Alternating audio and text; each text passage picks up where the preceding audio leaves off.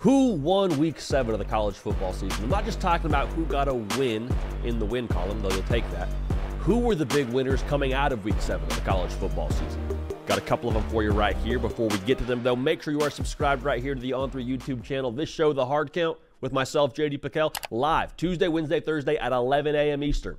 So as we turn the page to Week 8 now, we have Prediction Tuesday tomorrow live on this very platform. Make sure you're subscribed. We got winners for you in Texas, Georgia, Alabama, Tennessee. So lock in there. We'll have a good time. Again, we'll see you tomorrow at 11 a.m. Eastern. That is Tuesday, 11 a.m. Eastern, as well as Wednesday and Thursday. Okay. It's hard to have this segment, or it's impossible to have this segment without having Oregon in this discussion. The win over Ohio State, man, with everyone and their mama, including myself, picking against them, going into that game in Autzen, back against the wall, kind of stumbled out of the blocks to start the season. And to get a win, not just over a really good Ohio State team, which it was a good Ohio State team, to get a win over, I believe, the best roster in college football, and to get a win Dan Lanning's way. I said it yesterday, I'll say it again. How often do we talk about Dan Lanning in the context of, well, hey, the potential there for him at Oregon? Hey, what he brings to the table, the way he recruits his culture, there's a lot of potential there. Potential doesn't equate to anything. Potential just means you could do something. Well, they did something.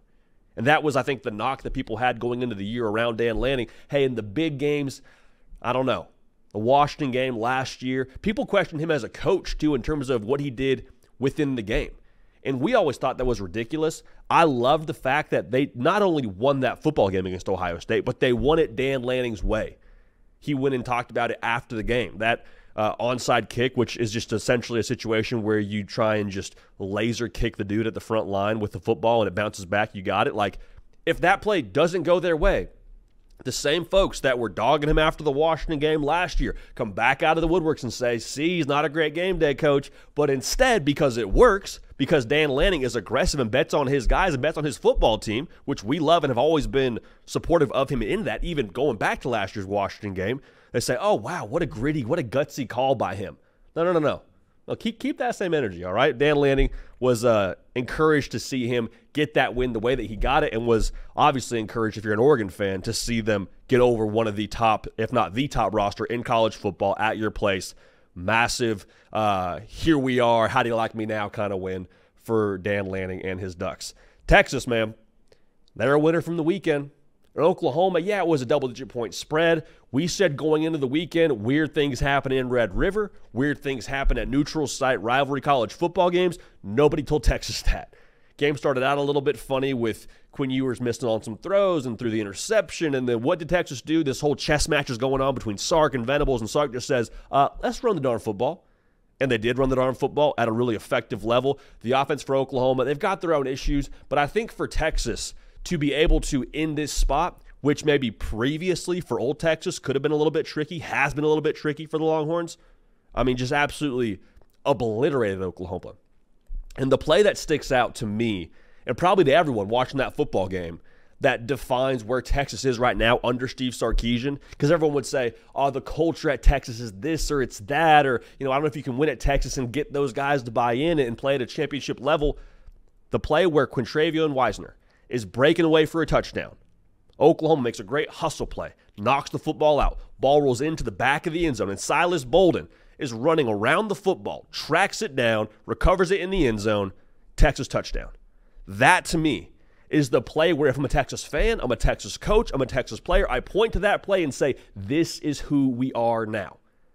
You could not have pointed to any play even similar to that several years ago, 4 to 5 years ago, before Steve Sarkisian got there and been able to exemplify that kind of hustle effort, because that's culture.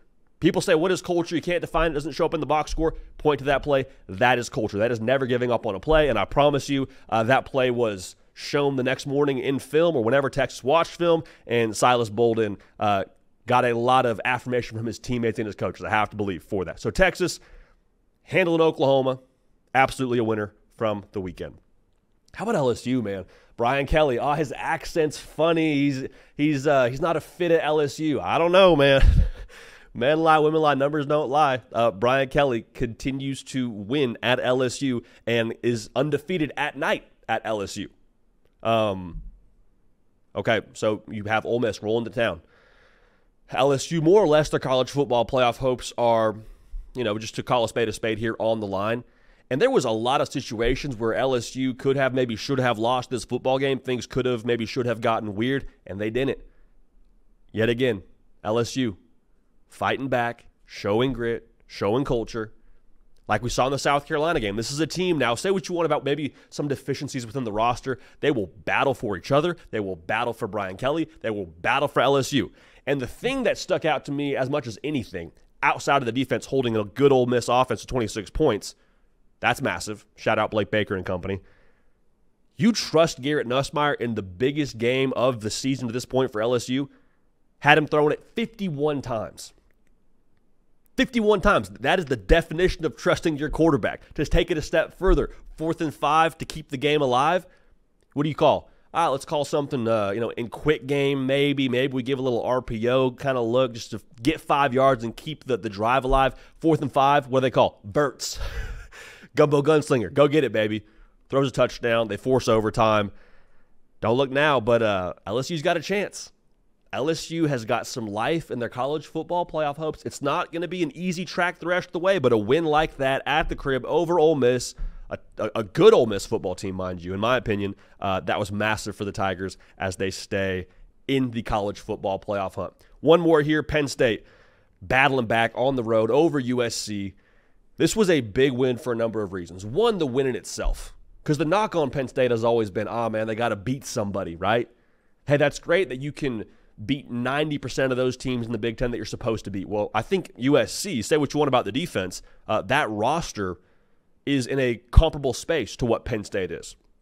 Lincoln Riley, anytime he's the head coach on the other side, they're going to force the issue for you when it comes to what they do offensively. And they were down 14 was Penn State. And last year, Penn State down 14, let's just be real, it's a death sentence.